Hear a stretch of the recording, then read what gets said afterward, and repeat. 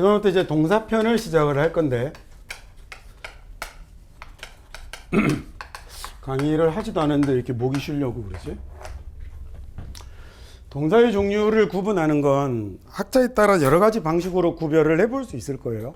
내가 학문적으로 분류한다라고 할 때는 저 사람들이 왜 분류하는가라는 걸 우리는 잘 못 느끼지만 실은 학문적으로 분류를 해서 규정을 잘 정해두고 그냥 활용의 양태를 연구하고 활용의 방법을 정해둬야 사람들의 언어 사용의 규칙이 통일이 되겠죠. 그래야 그 원활하게 그 언어 사용들을 서로 합의하고 그다음에 엉뚱한 방식으로 언어가 엉망진창이 되지 않고 의사소통을 통일된 방식으로 할 수 있도록 만들어 줄 거기 때문에 학자들의 이 노력은 사실은 우리가 보기에는 굉장히 재미없고 의미 없는 일처럼 보이지만 대단히 중요한 일입니다. 근데 안타깝게도 얘네들이 이렇게 분류를 하는 건 이 사람들이 할 일이지 우리는 이런 걸 굳이 따지고 분류하고 그럴 필요는 사실은 없어요. 그죠? 우리는 그 사람들이 분류해 놓은 대로 이해하고 그 다음에 잘 활용하면 되는 거죠. 예를 들어 집안에 바퀴벌레 나타나면 뭐 하면 되죠? 잡으면 되죠. 우리가 그게 일본 바퀴인지 미국 바퀴인지를 구별할 필요는 없잖아요. 근데 세스코 아저씨들은 구별해야죠. 이 집에 출몰한 바퀴가 미국 바퀴인지 일본 바퀴인지에 따라서 뭐가 달라지냐면 유혹하는 먹이가 달라지거든요. 그 처먹는 종류들이 달라서 약을 다르게 씁니다. 그 다음에 옆집 바퀴도 만약에 표본 추출이 가능하다면 걔하고도 비교해서 뭐 대처를 해야 된대요. 보니까 이렇게 그렇게 써놨더라고요. 우리는 그걸 잡으면 되지 그걸 굳이 생포해서 이게 미국 바퀴인지 일본 바퀴인지 이런 거 생각할 필요 없잖아요. 일단 잡아 죽이든지 아니면 비명을 지른 다음에 세스코에 전화를 하면 되죠. 월 8만 원씩 내고 소독해 주세요 이러면 되는 건데 대신에 이제 그 전문가들은 그걸 분류를 해서 분류를 하는 이유가 있는 거예요. 그래서 다 학자들도 마찬가지입니다. 그래서 영어의 동사를 분류하는 방법도 여러 가지가 있는데 무의미한 분류를 낼 수도 있어요. 예를 들어 A로 시작하는 단어, B로 시작하는 단어 이렇게 Z로 시작하는 단어까지 26개로 분류를 하면 그거 아마 단어장 만드는 데 말고는 쓸데가 없을 거요. 우리 언어 사용에는 전혀 도움이 되지 않는, 그렇죠? 그래서 이 사람들이 동사를 이런 저런 식으로 분류를 내두는 건 상당히 유용하기 때문에 그러는 거예요. 그래서 보통 자 저도 이렇게 수험생들을 가르치는 사람이라 학교 교과를 벗어나는 내용은 못 하겠는데 그래도 하나는 알아뒀으면 하는 게 있어요. 그게 뭐냐면 동작 동사와 상태 동사는 좀 알아두셨으면 좋겠어요. 지금 이 책이 없어요. 책이 없어요. 동작 동사와 상태 동사의 분류는 영어에서 되게 중요한데 우리는 이 동작 동사와 상태 동사를 분류하는 걸 잘 배워본 적이 없거든요. 한국어는 이걸 잘 구별하지 않아요. 근데 영어는 동작 동사와 상태 동사가 서로 영역을 침범하지 않고 완전히 분리되어 버리는 동사들이 생각보다 되게 많아요. 예를 들어 옷을 입다라는 말은 한국말에 입다라는 말은 입는다라는 동작과 그 다음에 입고 있다라는 상태를 두 가지를 다 나타낼 수 있지만 영어는 wear이라는 동사는 옷을 입는다라는 동작만 거꾸로 했어요. wear이라는 put on이라는 말은 옷을 입는다라는 동작만 나타내고 wear이라는 동사는 입고 있다라는 상태를 나타내는 말로만 쓰여요. 무슨 얘기인지 되셨죠? 상태를 나타내는 말로만 씁니다. 그렇게 구별이 되는 경우들이 있고요. 그 다음에 또 동작 동사와 상태 동사에서 상태 동사는 뭐가 잘 안 되냐면 진행형을 사용할 수 없다는 문법적인 특징도 가지고 있어요. 왜냐하면 상태이니까. 그 사람의 감정을 나타내는 말이라든지 그다음에 이런 것들은 주로 상태를 나타내는 말이 돼서 한국말이 꼬였어요. 진행형을 잘 사용할 수 없습니다. 예를 들어서 그냥 살짝 들어만 두세요. 동작 상태로 이렇게 나눴을 때는요. 이 동작은 반복이 가능한 반복 가능 중단 가능한 동사를 보통 동작 동사라고 그러고요. 그 다음에 상태 동사는 당연히 반복 불가능, 중단 불가능인 거죠. 그래서 얘는 동전의 양면 같은 동사가 되는 겁니다. 이거이든 아니든. 근데 영어는 얘를 구별했을 때 뭐가 아주 좋으냐면 상태를 나타내는 동사는 뭘로 쓰지 않냐면 진행형으로 쓰지 않습니다.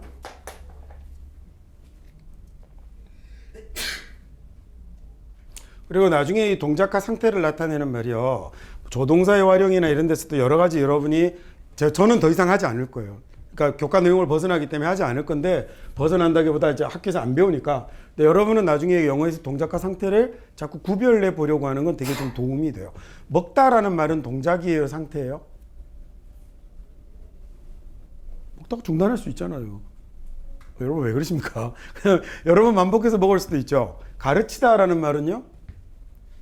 가르치다라는 말은 동작이죠. 사랑하다라는 말은요.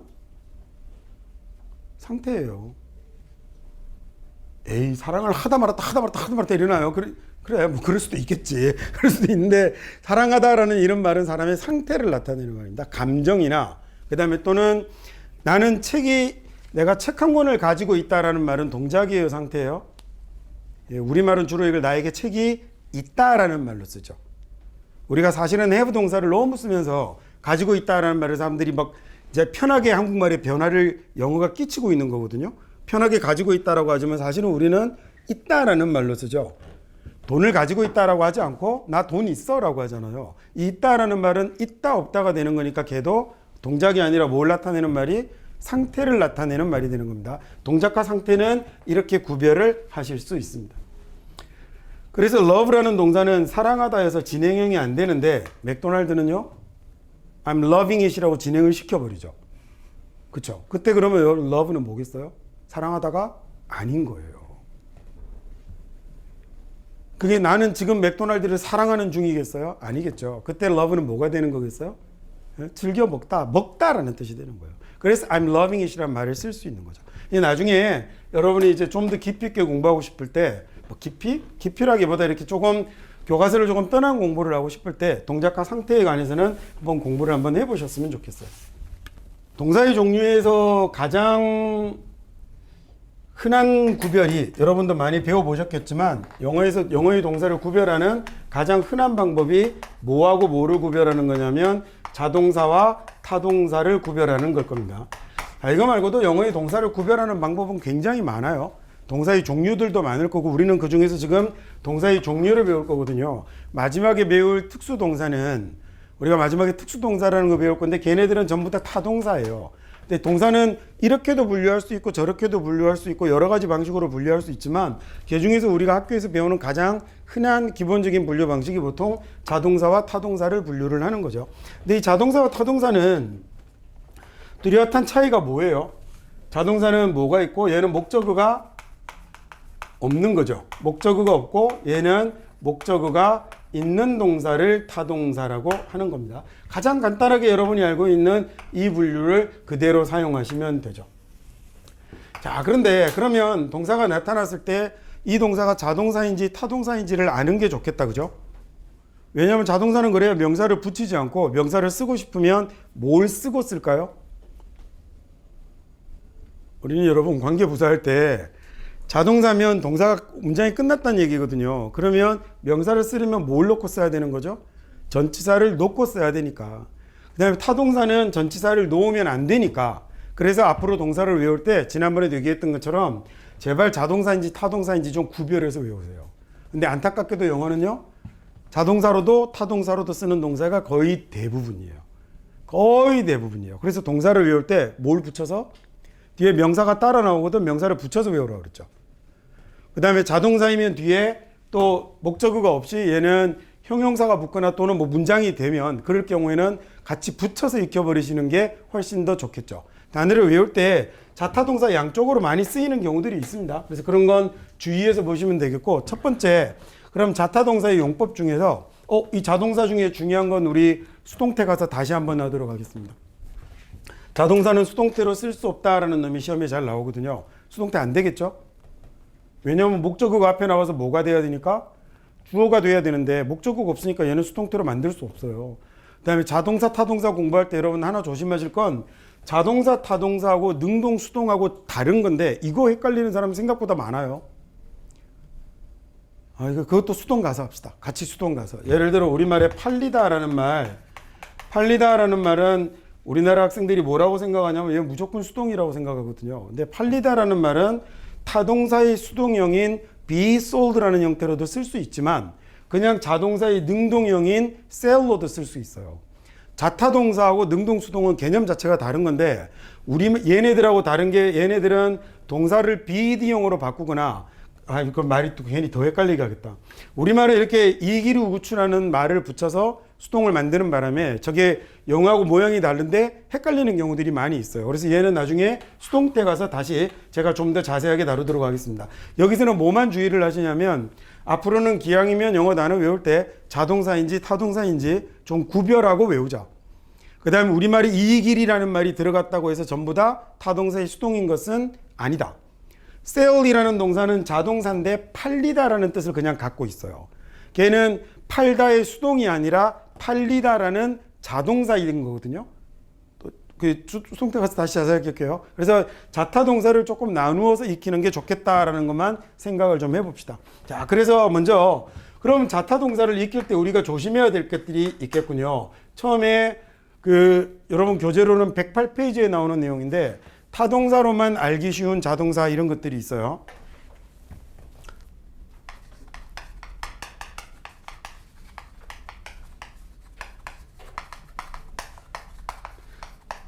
구별하기는 대단히 쉬워요. 구별하기는 왜냐면 자동사는 뒤에 뭐가 없을 거고 목적어가 없을 거고 타동사는 뒤에 명사가 있을 거니까 구별하기는 되게 쉬운데 예를 들어 거기 첫 번째 예로 뭐가 나와 있죠? count라는 단어는 우리가 보통 뭐로만 기억을 해요? 수를 세다라는 타동사로만 생각을 하죠. 타동사를 BT라고 표기합니다. 어떤 수를 세다라는 이런 뜻도 있지만 얘가 it counts라고 끝나버리면 그러면 그건 타동사가 아니라는 얘기잖아요. 그러면 얘는 자동사가 되면 무슨 뜻이 되는 거냐면 얘는 중요하다라는 이런 뜻이 되는 거거든요.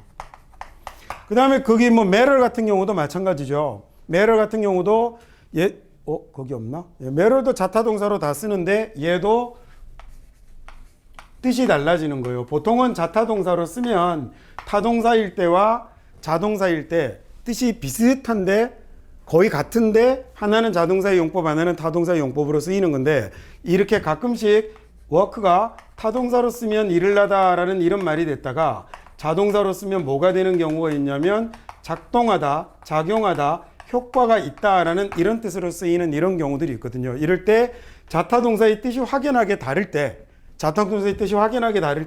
얘네들을 좀 구별해서 익혀두시는 게 좋겠다라는 얘기죠. 실은 얘도 한 발 더 들어가면 사실은 다른 뜻이 아니에요. 포함시킨다는 얘기잖아요. 수를 센다는 건 하나, 둘, 셋, 넷 할 때 이게 빠뜨리고 가면 안 될 만치 의미를 가진다. 그건 계산에 넣어진다라는 얘기가 되는 거거든요.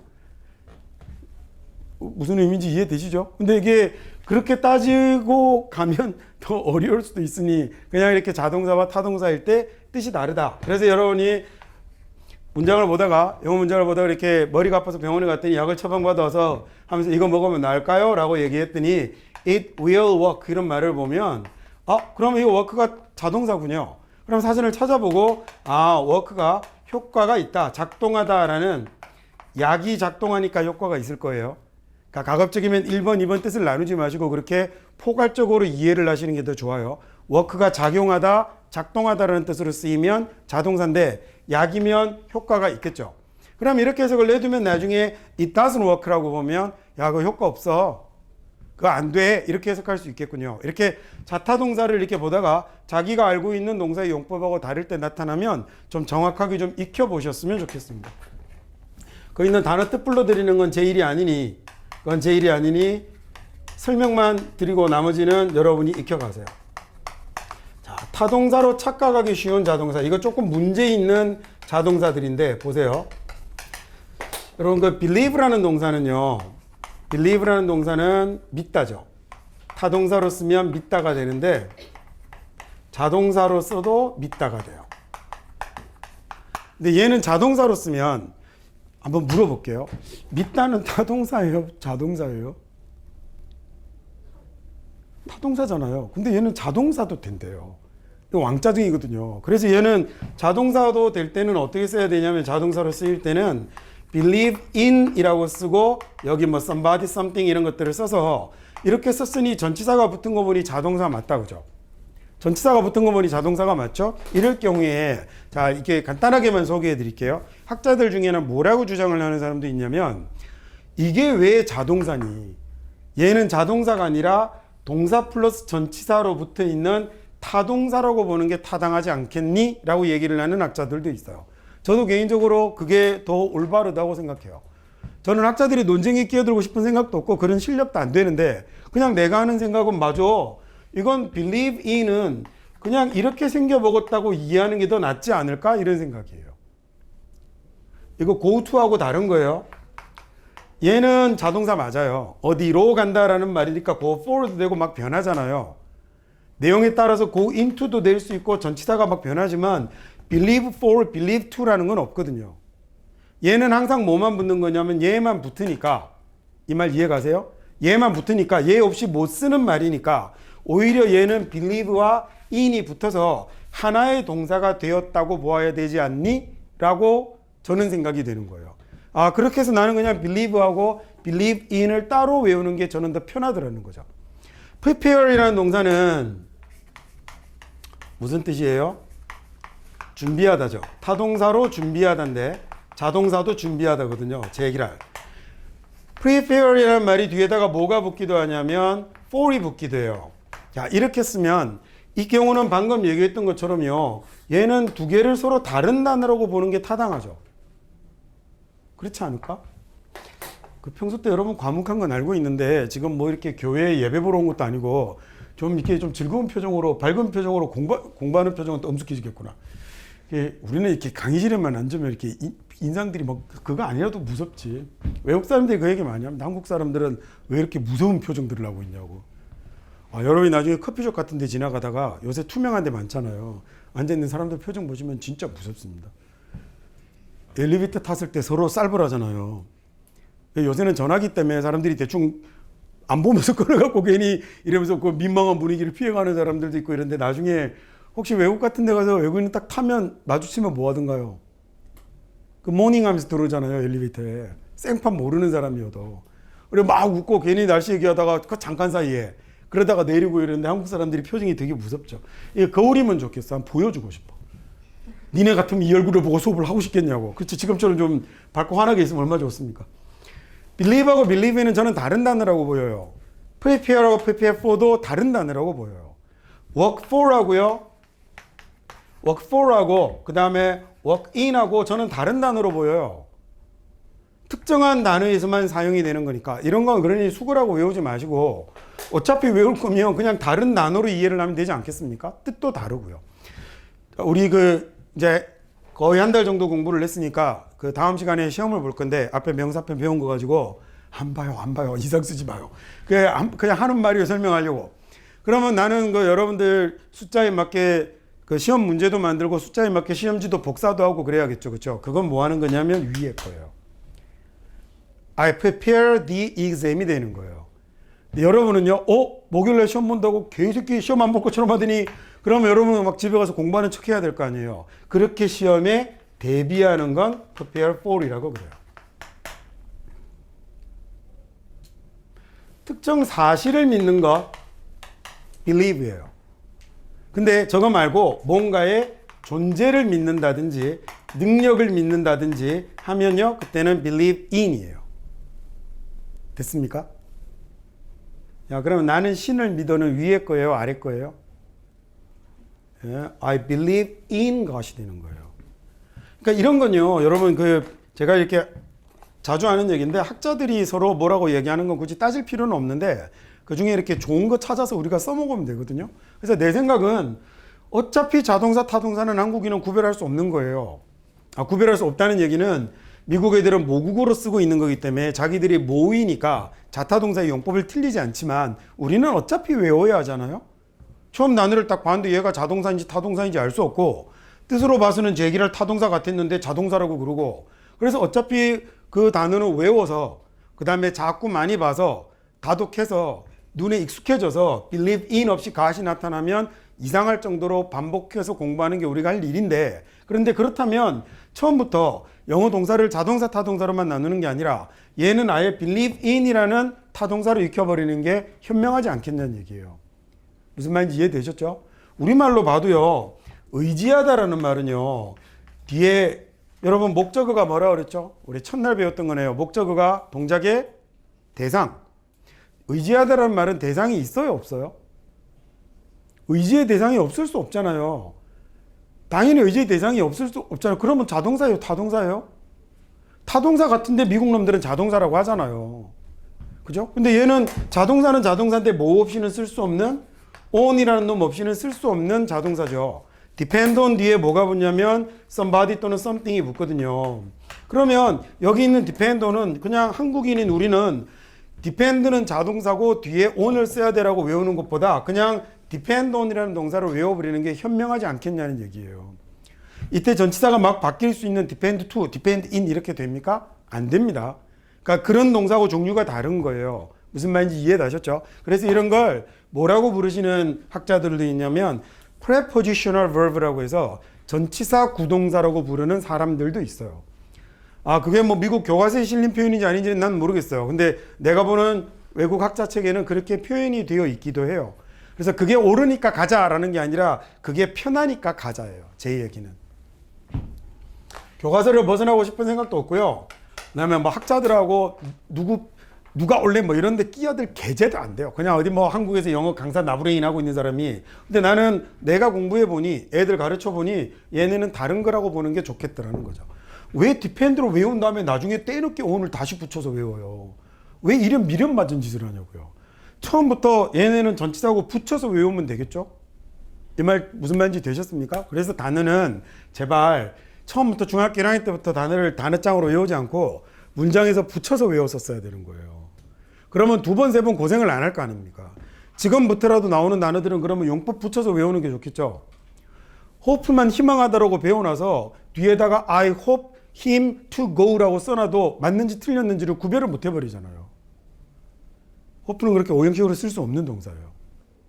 이게 얼마나 미련 맞아요. 단어 하나 외워놓고 나중에 전치사 되는지 안 되는지 따로 외우고 work for은 여러분 나는 학원에서 일합니다라고 할 때 뭐라고 하냐면 I work for쓰거든요.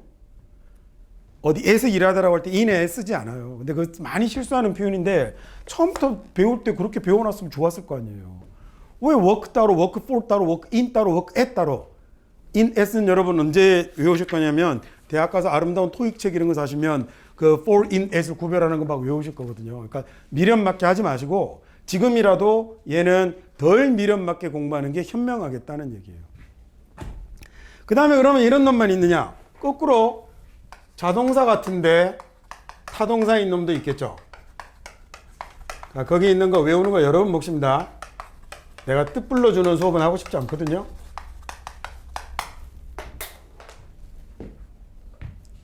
동의하시죠, 그죠? 거기 있는 단어 뜻 다 불러주고 있을 필요 없잖아요. 그건 여러분이 하시면 되잖아요. 그 다음에 이번에는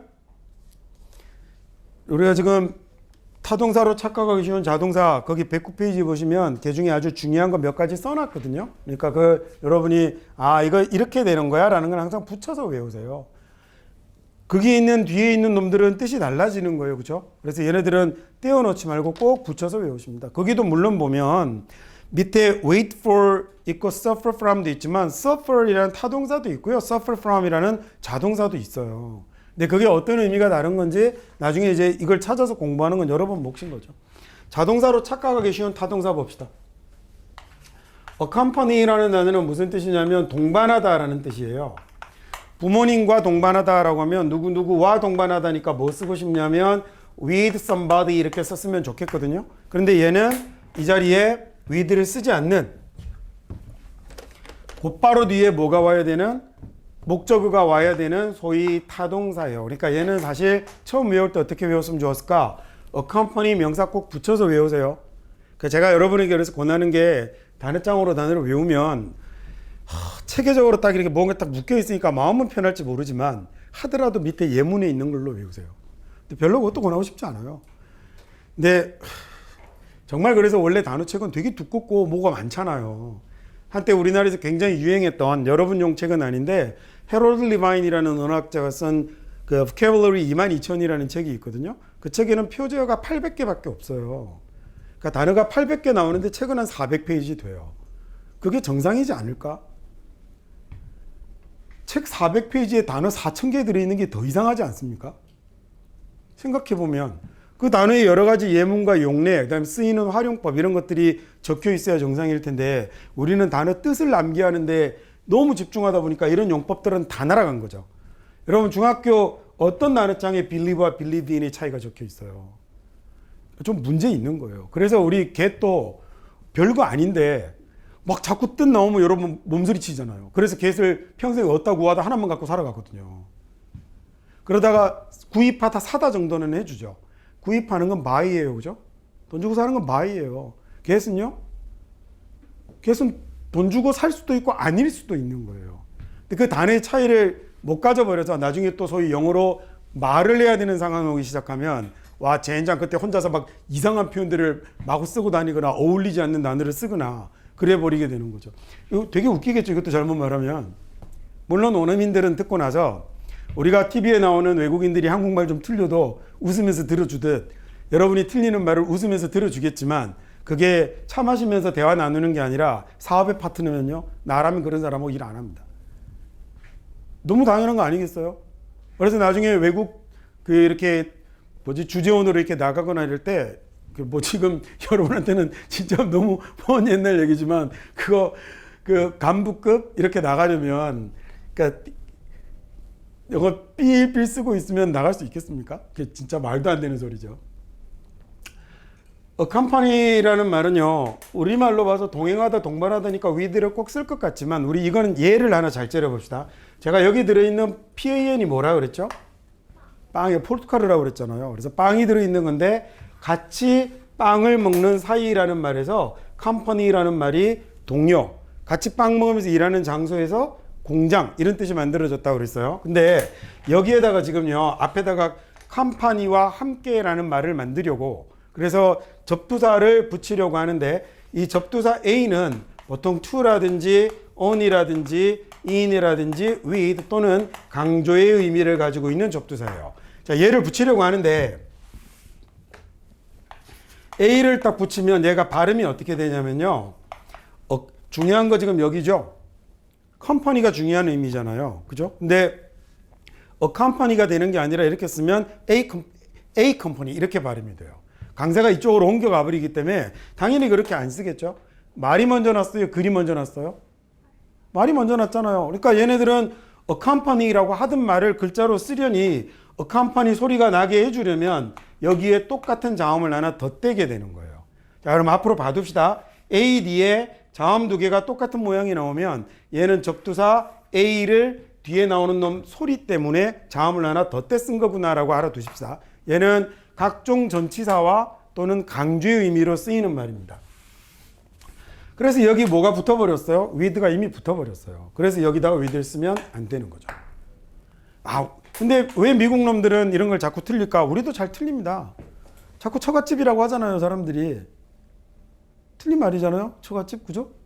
틀린 말이에요. 그거 봐요, 잘 모르잖아요. 그러니까 양놈들도 헷갈리는 거예요. 그래서 처갓집의 가짜가 무슨 가짜예요? 집 가짜. 처집집입니까? 그러나 저것집이면 틀린 말이에요. 야, 여기 해변가 너무 멋있는데 틀렸죠. 여기 한국어가 안 되는구나. 외국에서 유학 온 사람들인가 보다. 바다 해자에 가변자죠. 그러네. 그럼 해변가라고 하면 바닷가 가 이렇게 얘기한 거잖아요.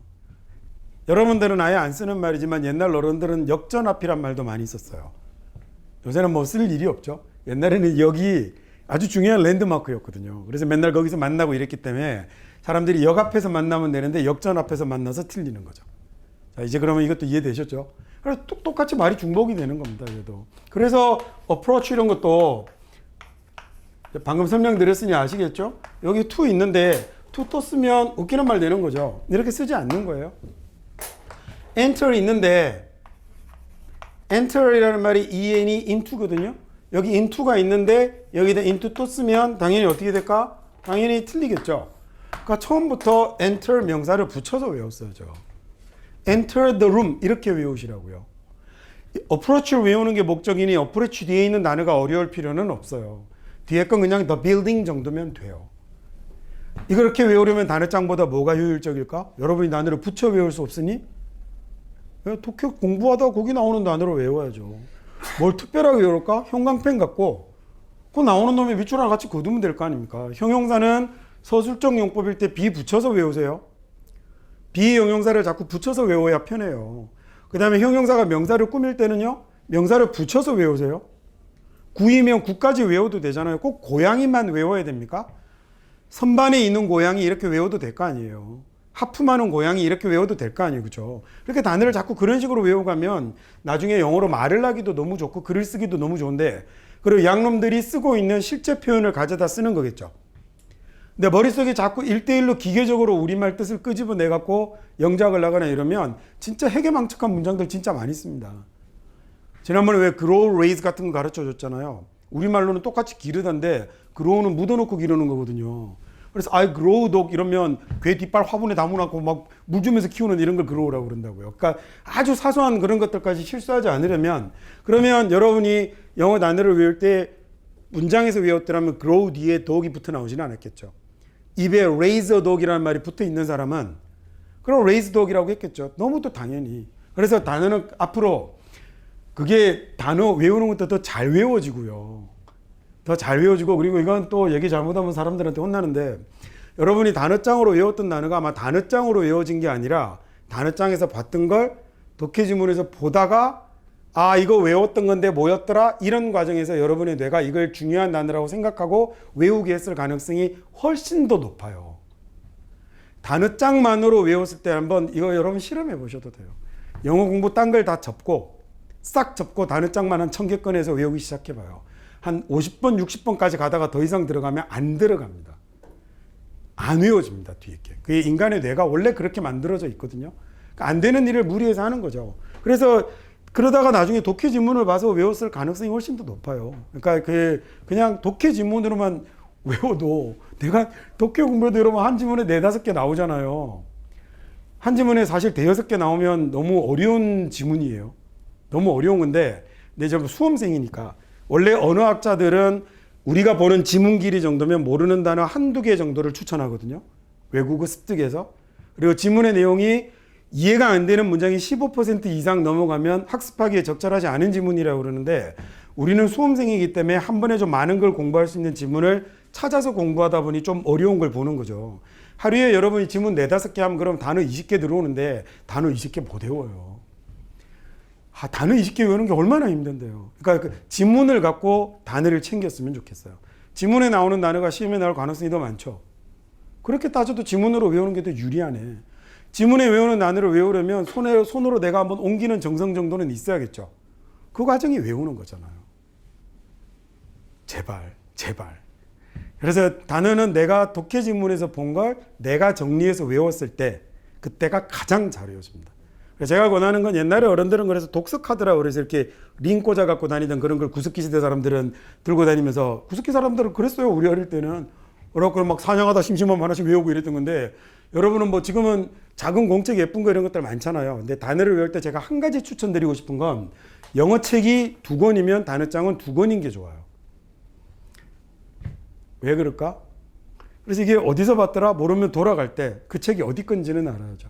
그래서 지문에 번호 쓰거나 이렇게 정리하는 게 저는 개인적으로 제일 추천해 드리고 싶어요. 각자 뭐 공부야 지 알아서 하는 거지만, 단어장으로 외우는, 정말 단어장처럼 잘생긴 단어장을 보고 싶으면 나중에 공부를 한번 해보세요. 이제 단어 얘기 그만. 그러다가 어느 날 수능 기출문제를 푸는데 제 얘기를 enter into the college 이런 말이 기어 나오는 거예요. 젠장 짜증, 외워놨는데 이게 왜 나오지? 수능에 나온 문장이 문법적으로 잘못됐을 것 같지는 않은데 하고, 이건 최홍규한테 가서 물어봤더니 야 그거 잘못된 거야 라고 이렇게 막 얘기를 해서 사진을 찾아봤더니 enter into도 있는 거예요.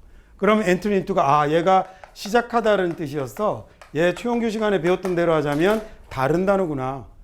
enter는 들어가다, enter into는 시작하다. 이렇게 익히면 되는 거겠죠. 이게 보통 우리나라 문법책이 안 된다고 많이 나와요. 됩니다. enter into 있습니다. 있어요. 진짜로 수능 지문에 나왔단 말이에요.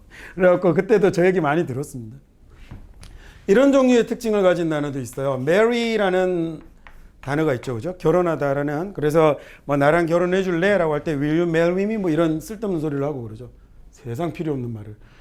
marry라는 말은 우리말에 결혼하다라는 얘기니까 뒤에다가 뭘 쓰기가 쉽냐면 with를 쓰기가 쉬워요. 그렇죠? 내가 원규와 결혼하다. 걔는 인생 조진 겁니다. 그러면 이제 marry with라고 쓰기가 쉬운데 실은 marry는 타동사여서 얘를 쓰지 못하고 뒤에다가 somebody 사람을 바로 쓰거든요. 그러면 그때는 이런 생각도 한번 하는 거죠. 왜 얘네들은 결혼하는데 목적어를 바로 쓰지? 안 어울리는데? 그래 생각을 해봤더니 문장을 자꾸 째려보면 사실 이건 여러분의 영역을 넘어서는 겁니다. 아, 이게 이 사람을 맞아들이다라는 뜻이었구나. 됐죠?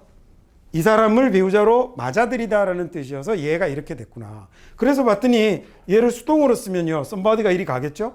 somebody가 이리 가고 얘가 be married가 되는데 수동으로 돼도 그러면 얘는요. 앞에 주어가 있었을 때 이 주어가 이리 가 있을 거 아니에요? 이 명사에게로 가다죠. 이 명사에게 배우자로 가는 거잖아요.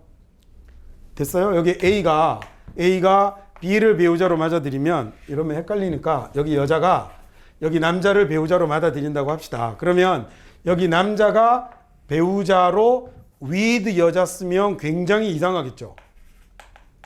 그렇죠? 그래서 이 자리는 그래서 어떻게 여자에게로 가다라고 하는 to를 써야 맞죠. 아, 이게 단어 뜻을 살짝 바꿔놨더니 왜 수동태를 써도 to가 되는지도 이해가 됐습니다. 제 생각에 단어는 이렇게 공부하는 게 맞지 않을까 싶은데 저건 그럼 이런 공부는 여러분 혼자서는 할 수 없으니 대학 가서는 혼자 해야죠. 대학 가서는 그래서 제가 UCG 사전을 따로 봐야 된다는 얘기가 그래서 하는 거예요. 단어의 용법을 정확하게 쓰려면 사전도 좋지만 단어만 보려면 UCG 사전이 훨씬 더 좋거든요. 근데 요새 그거 인터넷에 많이 들어있어요. 종이 회사들 거의 대부분 다 망했잖아요. 할 수 있는 일이 그 제휴하는 것밖에 없는데 저는 개인적으로 종이책에 대한 애정이 좀 있어서 사전을 다 가지고 있는데 나중에 요즘 헌책방 가면 저런 거 엄청 싸요. 그래서 아무도 안 사니까.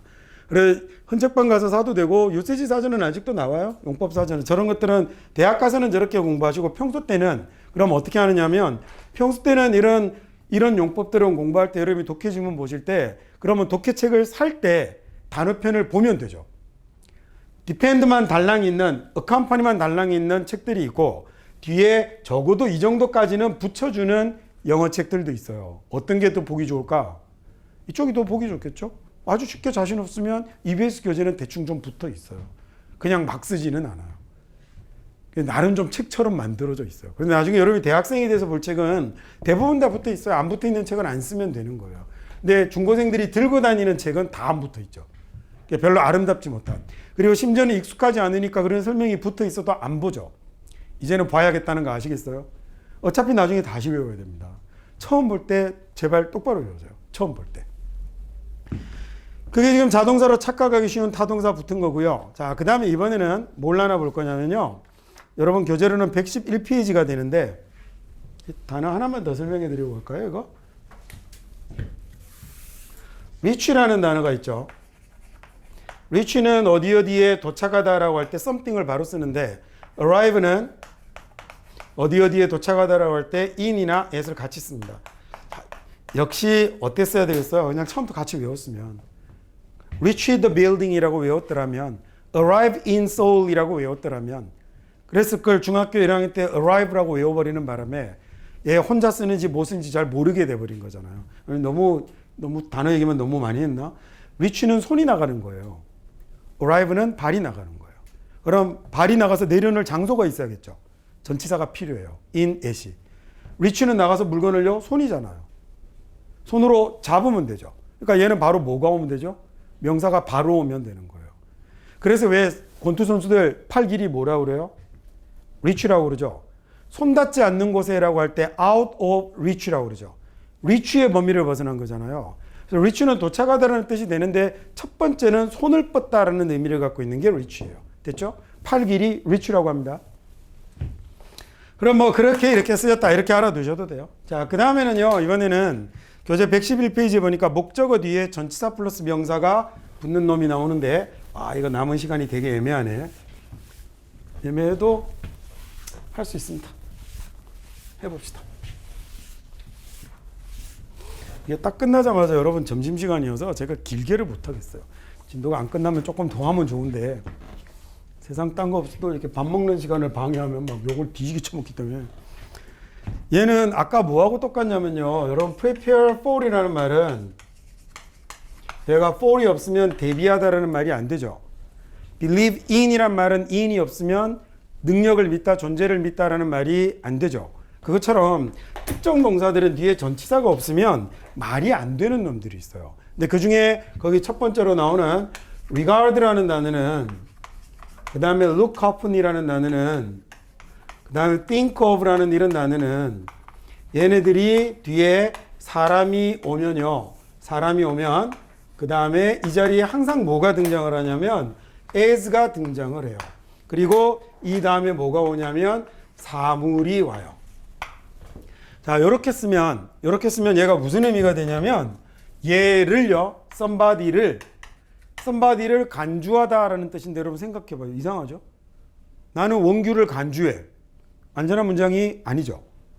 그래서 이게 어떻게 사명식이야? 라고 주장하는 학자들이 생기는 거예요. 원규를 간주해가 말이니? 말 아니잖아요. 그죠? 야, 내가 그걸 두었어. 이건 말인가요? 당장 뒤에 뭐가 필요하죠? 오다 이런 말이 필요하잖아요. 그래서 야, 내가 I put it 이라는 말은 완전한 문장이라고 할 수 없는데 우리는 얘를 뭘로 구별해왔냐면 사명식으로 구별을 해왔고, 그래서 요즘 미국 애들은 뭐라고 하냐면 야, 얘는 뒤에 반드시 장소를 나타내는 부사가 붙는데 얘 말 없으면 안 되는 놈이니까 우리 얘를 필수 장소 부사라고 부를까? 라고 하는 게 요즘 영어권 애들의 공부 방법이에요. 요즘이 아니죠. 얘들은 원래 이랬어요. 우리가 귀찮으니까 야, 전치사 부사구잖아. 필요 없는 내용이잖아. 빼버리고 사명식. 이건 이제 일본 애들하고 한국 애들이 했던 거고, 이걸 문장의 사명식으로 분류하는 영어책은 한 권도 없어요. 그래, 애초에 문장의 오형식은 미국 사람들이, 영국 사람들이 하는 분류가 아니에요. 그런 거 없어요, 영어에. 또 안 믿기는 표정이죠. 이런 아저씨가, 사람 이름이 양파인데요. 이런 아저씨가 왜 이름까지 가르쳐 드리냐면, 옛날에 막 이런 게 게시판에 한번 어떤 글이 올라왔냐면 제 구락 간다고, 우리 모른다고 아무 얘기나 막 한다고 그래서 제가 요즘 학자 이름 나오거나 이러면 다 써드립니다. 스티어니언스라는 박사는 19세기 말에 영국의 궁정학자예요. 그러니까 우리나라로 치면 국어연구원 학자인 거죠. 대단한 사람이잖아요. 조선으로 치자면 지편전 학자잖아요. 근데 이 양반이 쓴 논문 중에 동사 하위 구조 5가지 모양에 대한 연구가 있어요. 자기가 동사 뒤로 나타나는 모양 5개에 관해서 이 자리에 나타나는 동사 모양 5개에 관한 연구 이런 논문이 하나 있거든요. 근데 거기에 보면 5가지가 쭉 나오는데 그걸 일본 애들이 1, 2, 3, 4, 5형식이라고 한 거예요. 이 사람은 문장의 5형식이라는 말을 쓴 적이 없었고, 이 사람이 이 논문에 소위 우리가 지각동사, 사역동사라고 부르는 특수동사들은 이 사람이 논문에서 언급한 적도 없는데 그냥 일본 애들이 5형식이라고 한 거예요. 또 써드릴게요. 예, 또 써드릴게요. 영국의 학자 중에 홈비라는 아주 유명한 학자분이 있어요. 이분의 이름으로 된 사전도 있을 정도로. 이분이 문장의 분류에 있어서는 굉장히 아주 권위자거든요. 저분은 문장을 25형식으로 분류해요. 25형식 많은 거 아니에요? 여러분 5형식이 너무 이상하다고 생각되지 않아요? 영어 문장을 어떻게 5가지 종류로 나눌 수 있지? 25형식 안 많다니까요. 막상 써보고 나면 차이가 어떤 거냐면 얘도 있지만 얘도 있고 그 다음에 얘도 있고 이렇게 다 따로 나눠놨을 뿐 사실은 이렇게 나누는 게 저는 정상으로 보이는데요. 야, 그리고 최근에 아주 유명한 영어학자 중에 또 쿼기라는, 찾아보세요. 거짓말 아니니까. 아주 유명한 영어학자가 한 분이 있는데 이 사람이 쓴 영어책이 되게 좋거든요. 근데 4명의 공전대 영어 문법책이 한 2,500페이지 정도 돼요. 그러니까 여러분이 볼 책 아니에요. 문제 있는 책도 아니고 학습서가 아니니까. 자기 연구 결과를 이렇게 책으로 만든 건데 이분 같은 경우는 문장을 7형식으로 최소 분류를 하는데도 좀 전에 얘기했던 I put it 그건 떼요. 그건 3형식으로 인정하지 않아요. 근데 이런 사람들의 문장의 분류에 보면 얘가 별개로 되어 있단 말이에요. 그리고 이런 사람들의 책에 보면 동사가 아까 participate가 동사가 아니고 participate in이 동사라는 거예요. 참가하다, 참여하다라는 말은 participate 뒤에 in이 꼭 붙어야만 쓰는 놈이거든요. 그러니까 그런 건 붙여서 외우시라고요. 얘는 수거라고 생각하지 마시고 전혀 다른 별개의 동사라는 개념을 잡는 게 훨씬 더 나은 거예요. 느낌 오셨죠? 얘도 마찬가지인데 나는 간주해라고 하면 이상하잖아요. 저건요. 말 자체가 이상하니까 나는 간주해라고 하지 마시고 얘는 뭐뭐를 뭐뭐로 간주해라는 이런 얘기가 되는 거예요. 근데 여기서 이 우리말에 로서라고 쓰고 있지만 또는 로서도 되거든요. 로서가 something이 가지는 게 아니라 이 말은 사실은 누가 가지는 거예요? 얘가 가지는 거고 여기 앞에 있는 이 말이 something 자리에 들어가는 거죠. 자, 그 다음에 이것도 기왕이면 이렇게 하세요. regard A as B라고 외우는 나라는 대한민국하고 일본밖에 없어요. 이러면 어디에 뭐가 와야 될지 잘 알 수 없어요. 그리고 이게 사물한테 쓰면 어색한지 안 어색한지 이런 것도 잘 알 수 없어요. provide A with B는 이렇게 쓰는데 얘도 A만 있으면 이상하죠. 그렇죠? 지금 같은 종류예요. 나 A에게 줬어. 뭘 새끼야 이렇게 되잖아요. 이 뭘이라는 말은 반드시 있어야 되는 놈이지 사명식이 아니라고요. 없으면 말이 안 되는데 어떻게 얘가 사명식이에요. 학교에서 물어보면 사명식. 야, 그러면 여러분 학교 선생님들은 모를까? 다 알아요. 교과서가 저렇게 돼 있으면 방법이 없어요. 웃기죠, 그죠? 그러니까 이게 이 문장의 오형식에 관한 한국외국어대학교 영어과 선생님이 쓰신 논문인데 제가 대학을 다닐 적에 이미 그걸로 배웠어요. 이런 이상한 분류가 있나? 그냥 이 오형식 학습이 영어 공부에 끼치는 민폐에 관해서 그 선생님이 논문을 쓰셨거든요. 그게 한 80페이지 정도 되는데 다 그걸로 배우고 학교에 나가 있는 거예요, 여러분 선생님도. 근데 저는 그나마 학원에 있으니까 조금 말이 자유롭지만 학교 선생님들은 함부로 못하는 것들도 있어요. 얘기를 쉽게 할 수 없는. 그래서 그러시는 거지. 공부할 때. 그리고 갑자기 막 학교에서 이런 거 쓰고 이러면 이상해지잖아요, 학생들이. 그러니까 여러분은 가급적이면 A with B 이렇게 하지 마시고 provide 그 다음에 somebody with something 이렇게 외우시는 게 좋아요. 자, 그래야 뭘 할 수 있냐면 얘가 애게겠군. 그렇죠? 얘가 무엇을이겠군. 이렇게 자동으로 익혀지니까. allow A to B라고 외우지 마시고 처음 allow로 외울 때요. 잘 외웠으면 얘를 나중에 문법 시간에 allow는 항상 목적격 보호에 부정사가 오는 동사 이딴 걸 안 외웠어도 될 거 아닙니까? 그러면 얘도 allow somebody to do라고 외우세요. to be라고 외우지 마시고. 이거 왠지 아시겠죠? 이걸 to do라고 외울 거냐 to ing라고 외울 거냐에 따라서 확 달라지는 거예요. look forward to는요. 얘는 또 이상하게 ing라고 외워요. look forward 떨어진 겁니다. look forward to ing라고 쓴다는 얘기는 얘는 뭐라는 얘기죠? 전치사. 그래서 이 자리에 아무 명사나 오면 돼요. I look forward to your success라고 써도 맞는 말이에요. 너의 성공이라고 써도 되는데 동사를 쓸 때는 ing를 쓰라는 얘기죠. 그 다음에 이렇게 쓰는 건요. 야, 여기 부정사 자리야. 딴 거 쓰면 안 돼. 이 얘기를 나눈 거예요. 그러니까 to까지로 끝내지 마시고 앞으로 to를 보면 뒤에 do인지 ing를 구별하세요. 역시 어떻게 하면 되겠다? 형광펜으로 allow로 할 때 뒷구조까지 딱 붙여서 봐버리면 자꾸 눈으로 보면 그게 몇 번 보면 금방 익숙해지거든요. 자, 그 다음에 이거 하나만 얘기하고 이 내용은 본격적인 건 뒷시간으로 넘겨야 될 것 같습니다. somebody라고 이렇게 영어책에 표시가 되어 있으면 앞으로 여러분 대학 가시면 그때쯤부터 구입하는 영어책은 다 이렇게 되어 있어요. 그러니까 중고생들 책만 AB라고 되어 있어요. 저기 한 EBS 교재 같은 경우는 성인물인 경우에 성인물 오해하지 마세요. 성인 영어 회화책 이런 거 얘기하는 겁니다. 그 TV건, 라디오건, EBS에서 하는 영어 회화책 다 이렇게 돼 있어요. 왜냐하면 그 책 저자들이 다 이렇게 배우고 이렇게 가르치니까. 그 사람들은 그냥 원래 당연히 이렇게 쓰는 거죠. 사전 찾으시면 다 이렇게 되어 있어요. 이렇게 쓰면 꼭 사람만 쓴다? 아니요. 한 80%, 90%는 사람이 어울린다는 얘기예요. 그 다음에 만약에 이걸 something이라고 쓰면 당연히 사물이 어울리는 거고 이렇게 쓰면 둘 다 흔히 나타남이라는 표시예요. 그러니까 언어는 고정된 사고를 가질 필요가 없잖아요. 근데 좀 전에 그 provide는 뒤에 somebody with something이라고 쓰지만 furnish 같은 단어는 사실은 뒤에 something with something이라고 쓰거든요. 아하, 이렇군요. 왜 그럴까? 얘는요. 가구를 공급하다라는 뜻을 가진 동사여서 그래요. furniture하고 비슷하게 생겼죠? 그래서 어디에 시설을 넣거나 이럴 때는 시설을 넣고 설비를 넣을 때는 또 equip 괜찮거든요. 그러면 얘도 당연히 somebody보다는 뭐가 어울릴까? 학교에 with air conditioner 이렇게 쓰는 게 어울리니까 something something으로 나타나게 되는 거죠. 이 모든 고민을 한 번에 다 털어버릴 수 있는 가장 좋은 방법은요. 독해 지문에서 단어를 외우는 겁니다. 단어장으로 고생하지 마시고 말리진 않겠는데 한 번에 수험생 입장에서 한 번에 많은 단어를 외우는 것도 꼭 못하게 만들 일은 아니지만 그래도 결국 그 단어를 이해하고 써먹을 수 있는 능력은 독해 지문에서 온다는 걸 아셨으면 좋겠습니다.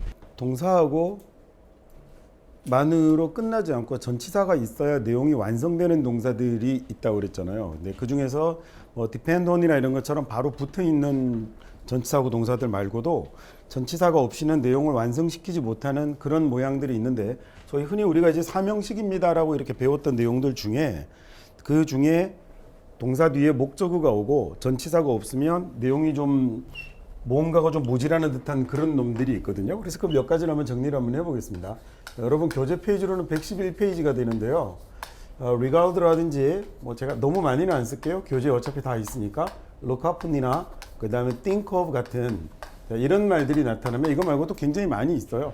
얘네들이 이렇게 등장을 하고 그 다음에 뒤에 주로 뭐가 오게 되냐면 이 자리에 A, B 이렇게 하지 마시고 사람 이렇게 하면 더 좋다고 그랬어요. 사람이 오고 그 다음에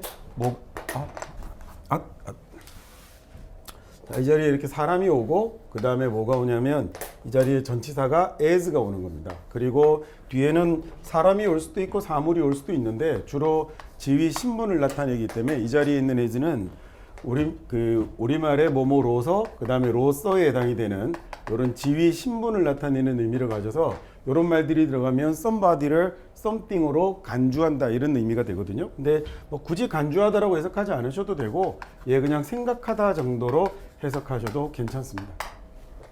자, 이게 굉장히 자주 쓰이는 놈이고요. 나중에 얘가 문법 문제로 나오면 전치사 자체를 물어보는 경우도 있지만 얘를 갖고 얘를 빼면 somebody가 앞으로 가서 여기가 be 형태로 수동이 되었을 때 이 자리를 뭘 가지고 장난을 잘 치냐면 우리가 언뜻 by가 잘 떠오르잖아요. 근데 이 자리에 뭐가 반드시 있어야 될 거냐면 그러면 as라는 전치사가 없으면 안 되겠군요. 그래서 요런은 항상 저런 수동의 모양을 가지고 장난을 잘 치니까 저런 부분들을 좀 알아두셨으면 좋겠습니다. 자, 쭉 보시면 아래쪽으로 보면 뭐 describe라는 단어도 있고 여기 뭐 see 같은 경우도 들어갈 수 있고 여러 가지 들어갈 수 있거든요. 그러면 각각 여기에 들어오는 말들은 단어가 약간의 느낌 차이를 뉘앙스 차이만 만들어줄 뿐 본질적인 의미를 바꾸지는 못해요. 여기 있는 as가 이 동사의 성격을 어느 정도 규제해 버린다고 생각하면 되니까, 그래서 이 자리에 뭐로서 다들 기본적으로는 뭐 생각하다, 간주하다, 묘사하다 이렇게 나오지만 기본적인 의미는 전부 다 뭐가 되냐면 다 생각하다라는 이런 의미가 된다고 생각하시면 될 것 같아요. 역으로 거꾸로 이런 의미가 아니라면 즉 싫어하다라는 이런 동사면 이 자리에 당연히 들어갈 수 없는 거겠죠, 그죠? 그럼 만약에 여러분이 나중에 요 말이 조금 자칫 잘못하면 좀 이상하게 들릴까봐 설령 이 자리에 나타나는 동사를 모르는 동사가 온다 하더라도 처음 보는 동사가 온다 하더라도 여기 somebody하고 something하고의 관계를 뭘로 둘 수 있을 거냐면 이퀄의 관계로 만들어서 이해를 해버려도 되겠죠, 그죠? 그래서 얘는 이 모양을 보실 때는 항상 여기 있는 전치사 as를 좀 더 이렇게 눈여겨서 잘 보시면 될 것 같습니다. 자, 그 다음에 이제 다음 페이지 보시면 of가 2번 나오는데요. 사실은 뭐 우리가 이미 앞에서 of는 배운 바 있기는 하지만 얘네는 기본적으로 여기 나오는 of는 둘 다 일단 대상입니다. 근데 대상인데 들어가는 동사들이 들어갈 때 하나는 remind 같은, 자, 먼저 위에 있는 거예요. 뭐를 이렇게 생각나게 하다라는 이런 말을 쓸 때 거기 보시면 뭐 convince라든지 여러 가지 단어들이 나타나잖아요. 이럴 때 이 자리에도 주로 뭐가 오냐면 일단 사람이 주로 오고요. 그 다음에 여기에 of가 오면 그러면 something이 오면 얘가 주로 이때 of도 뭐가 되는 거냐면 역시 똑같이 대상을 나타내는 말로 쓰이게 되는 거죠. 근데 사람에게 그 다음에 무엇을 생각나게 하다라는 정도의 의미로 사용이 되는데 그 아래쪽에 있는 거 보시면 그거 말고 rob이라든지 쭉 적혀 있는 단어들이 뭐 deprive나 read 같은 경우가 아주 잘 사용이 되거든요. 좀 전에 얘기한 것처럼 다른 단어들은 안 쓸게요. 자, 여기에 나오고 얘네들이 또 뒤에 사람이 오고 뭐가 오냐면 of라는 놈이 오면 동일하게 대상을 나타내는 of인 건 똑같아요. 똑같이 대상을 나타내는 말이긴 한데 이게 말하는데 왜 숨이 차죠? 죽으려고 그러나? 이럴 때 이제 이 자리에 동사를 두 개를 한번 나눠 보면 여기에 있는 건 뭔가를 생각나게 하다, 떠올리게 하다 류의 동사들이 들어가는 거예요. 자, 그러니까 이 somebody에게라는 말이 들어오고요. 그 다음에 무엇을 기억나게 하다, 생각나게 하다, 떠올리게 하다 종류의 동사들이 들어오는가 하면 이 자리에는 빼앗다라는 뜻을 가진 이런 뜻을 가진 동사들이 들어오는 경우들도 있어요. 그래서 흔히 여러분 뭐 책들 이렇게 공부하시다 보면 여기 있는 of를 뭐라고 쓰기도 하냐면 뭐 제거, 그 다음에 박탈, 분리를 나타내는 of이다라고 이렇게 적혀 있기도 하거든요. 조금 자신 있으면 이렇게 기억을 하셔도 좋고, 그게 아니면 그냥 우리가 제일 처음 of를 배웠던 것처럼 대상을 나타내는 of이다라고 생각하셔도 괜찮을 것 같습니다. 여기서 보시다시피 이렇게 of는 부분이나 소유를 나타내는 of로 쓰이고 있지 않아요, 그죠? 이게 of가 부분 소유가 되려면 명사가 아니다, 얘기했으니까 다시 하지 맙시다. 제일 많은 게 열의 여덟은 다 대상을 나타내는 거라고 그랬어요. 그럼 앞으로 이런 모양의 놈들을 보시면 전부 of가 대상이다라고 생각하시면 되겠고, 그 다음에 빼앗다, 제거하다 류의 동사가 들어왔을 때 이 자리에 of가 쓰이는 거 잘 기억하시면 되겠죠. 얘도 regard as be 저런 모양하고 마찬가지로 somebody를 앞으로 뺐을 때 be robbed of가 들어오는 거, 이거 되게 조심하셔야 됩니다. 그래서 문법 문제로 만들 때 쟤네는 뭐 내신 문제만 나오는 게 아니라 여러분이 학교 졸업하고 보는 각종 영어 시험들에도 이 전치사와 관련된 문항들을 굉장히 잘 물어보거든요. 그래서 조금 주의하셔야 될 내용이죠. 자, 그 다음에 이제 일명 우리가 공급동사라고 부르는 놈들이 들어오는데요. 이 자리에는 기본적으로 다 뭔가를 주고 제공하고 하는 놈들이 아니면 사실 들어오지 못하는 거죠. 근데 요 동사가 특히나 요 종류의 동사들이 시험에 잘 나오는 건 얘가 영어에 우리가 다음 시간에 배우게 될 사형식이라는 놈하고 같은 내용을 가지고 있는 동사여서 이게 미국 사람들이 실수를 하는 애들도 굉장히 많아요. 일단 이 자리에 사람이 먼저 들어오고요. 그 다음에 뭐가 들어오냐면 무엇을 주다라는 말이 들어올 때 여기는 with가 들어오거든요. 그리고 나서 뒤에 그 something이 들어오는데 얘를 갖고 문제를 만들 때 어떤 식으로 만드냐면 첫 번째 with를 빼고 준 문장을 틀린 것으로 찾을 수 있어야 돼요.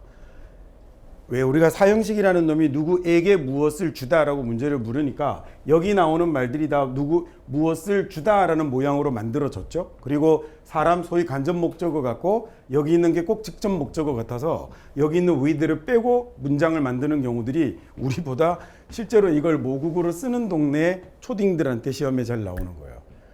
왜 우리나라 시험에 잘 나오는 게 미국 애들 시험에도 잘 나오거든요. 예를 들어 예전에 그 수능에 이런 문제가 한번 나온 적이 있어요. 이게 토익 시험에 잘 나오던 건데 it하고 it를 가리는 이런 문제가 수능에 출제된 적이 있어요. 실제로 이 보기로 좀 어이없어 보이잖아요. 이게 이렇게 보면 우리나라 고등학교 3학년들이 볼 만한 문제인가 싶은데 이게 미국의 초딩들은 이 시험을 잘 봐요. 왜냐하면 두 가지가 뭐가 같죠? 소리가 같아서. 소리가 같아서 이게 어떤 게 맞는 건지를 가리는 문제가 나오는데 저 개인적으로는 우리나라 고등학생들한테 수능 문제로 물었던 건 좀 오버하신 것 같아요. 이걸 수능 문제로 물어본 건. 근데 이건 그러니까 이거 뭐 일의사하고 소유격하고를 구별하는 건데 우리나라 고3한테 이걸 물으면 좀 그렇지 않습니까? 근데 더 놀라운 건 엄청 많이 틀렸다는 거예요. 그러니까 좀 이해가 안 되게 야 이런 걸 물어도 틀리는 그 고등학교 3학년 학생들도 있더만요. 수학 능력이 없는 거죠. 자, 그 다음에 얘는 또 한 가지 뭘 조심하셔야 되냐면 얘의 위치를 바꿔서 사용할 수 있어요. 즉 something이 앞에 오고 somebody가 뒤로 와서 something을 주었다라는 말을 쓰고 somebody에게가 되면 당연히 뭐가 바뀌어야겠어요? 전치사가 바뀌어야겠죠.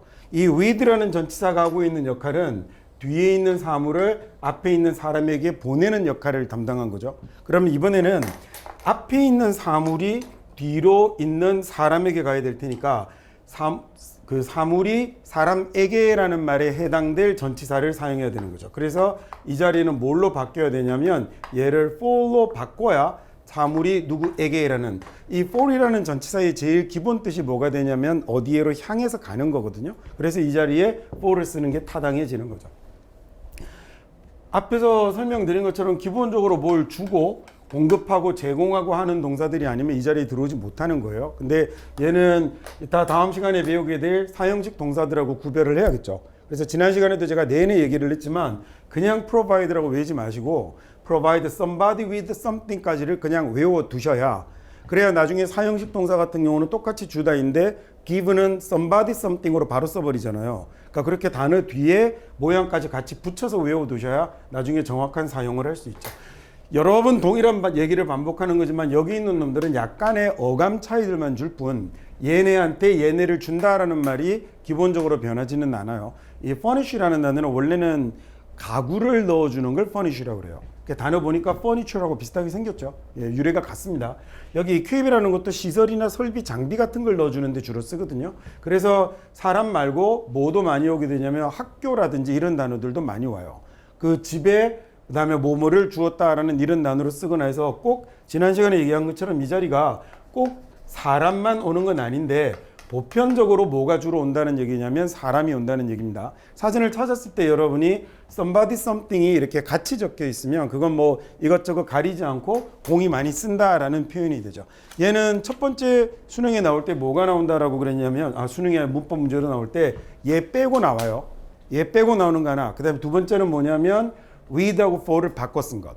결국 somebody something의 위치를 바꿔 쓴 게 되는 거였죠. 그러면 저거 얘는 somebody something의 위치를 바꿔 쓰는 건 고등학생들 시험 문제보다 대학생들이 보는 영어 시험이 훨씬 더 많이 나와요. 그러니까 이게 잘 헷갈리니까, 그리고 잘 안 찾아지니까.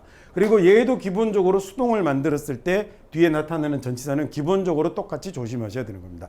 특히나 얘는 수동으로 만들었을 때요, with하고 for를 갖고 장난치면 문제 난이도가 갑자기 확 올라가거든요. 그러니까 정답률이 되게 많이 떨어지는 문제가 되니까 저 부분은 조금 주의해서 보시는 게 좋지 않을까 싶네요. 그 다음에 이제 from이 나오는데요. 이 from이라는 전치사는 다시 얘기 드리지만 얘네들을 볼 때는 동사도 중요하지만 동사보다 더 중요한 게 전치사입니다. 전치사가 지금 동사의 성격을 규제하고 있는 거예요. 그래서 얘네들의 전치사가 with가 뒤에 있는 사물을 앞쪽에 있는 사람에게 보내는 뜻을 갖고 있구나. 그 다음에 아까 봤던 of가 대상, 그 다음에 또 하나는 제거, 분리, 박탈의 의미를 가진 of도 있구나. 그 다음 as는 앞에 있는 명사, 뒤에 있는 명사를 이퀄을 만들어 주는구나 라는 이런 언어 감각이 생기셔야 하는 거예요. 그럼 이제 from 하나가 남았는데 이 from이라는 전치사는 출발점을 나타내기도 하지만 두 개를 벌려놓고 떼어놓는 역할을 담당해요. 그래서 이렇게 좀 붙어있던 것들이 전치사를 이렇게 설명하니까 좀 이상하죠.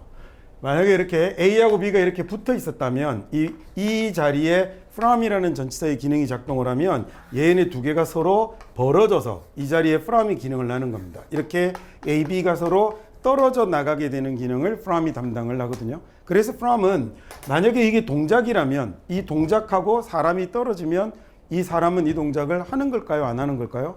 안 하는 거겠죠. 그래서 이 사람을 동작으로부터 멀어지게 하거나 그 다음에 둘 다 사물이라면 사물을 확실하게 뚜렷하게 차이나게 떼어놓고 구별하게 하는 용도로 쓰이는 전치사가 from이 되는 거예요. 자, 그래서 만약에 이 자리에다가 tear 같은 동사를 쓰거나 그 다음에 거기 보면 differentiate 같은 단어도 있죠. 그 다음에 separate 같은 이런 단어를 써도 마찬가지고 그 다음에 distinguish 같은 단어도 들어올 수 있고요. 그 다음에 뭐 differentiate 같은 이런 단어가 올 수도 있어요. 이렇게 쓰고 그 다음에 여기에 somebody something 이렇게 쓰면 아무거나 자주 쓰인다는 얘기입니다. 이렇게 쓰고 그 다음에 여기에 from을 쓰면 그리고 여기도 똑같이 somebody something이 들어오면 그러면 좀 전에 얘기한 것처럼 from은 양쪽 편에 있는 놈들을 서로 떼어놓고 벌리는 역할을 담당해요. 그래서 이 말은 뭐라고 해석하셔야 되냐면 두 개가 이렇게 붙어있어 구분이 잘 안 되고 헷갈리던 걸 확실하게 떼어서 뭐 하는 거냐면 구별하고 분별하고 차이를 가르는 걸 얘기합니다. 그래서 우리말로 구별하다 정도의 의미를 가지게 되는 거죠. 사실은 separate이라는 말 자체가 떼어놓다라는 뜻을 갖고 있고요.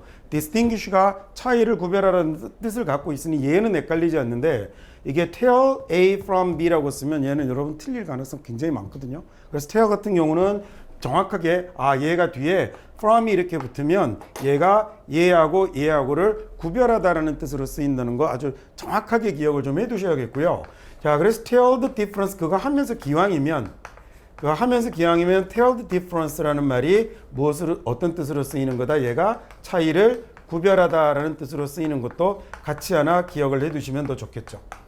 기왕이면 붙여서 기억을 해두면 더 좋잖아요. tell이 이런 의미를 갖고 있구나라는 걸 생각하시면 되는 거겠죠. 자, 그 다음에 이제 전치사편 마지막이 되는 건데요.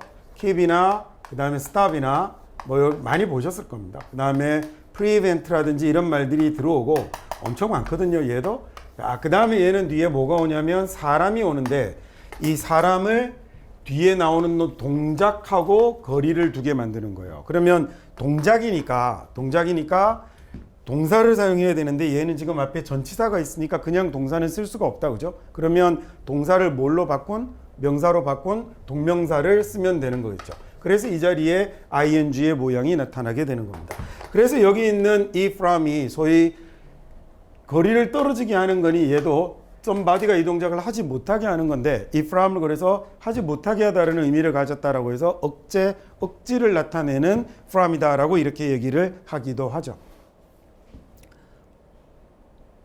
결국은 암기하는 건데요. 이 6개의 동사의 모양을 보실 때는 이거밖에 없거든요. 더 이상 다른 모양 없어요. 그러니까 얘네들은 없으면 이상한 말이 되는 거고, 그 다음에 일반적으로 여러분이 보는 목적어 뒤에 나오는 전치사들은 없어도 괜찮은 놈들이 되는 거잖아요. 근데 얘는 없으면 안 되는 거니까 얘네들은 꼭 붙여서 같이 나올 때 같이 외우시기를. 여기 있는 놈들은 여러분이 뭐 EBS 교재나 등등 이런 것들을 가지고 영어 교재를 갖고 공부하시면 밑에 단어편에 다 같이 적혀 있어요. 그러니까 앞으로는 떼놓지 마시고 얘네들을 붙여서 하시는데 그때 as와 of와 with 그리고 from 네 가지의 기능에 대해서는 좀 생각을 잘 해두시면 좋겠습니다.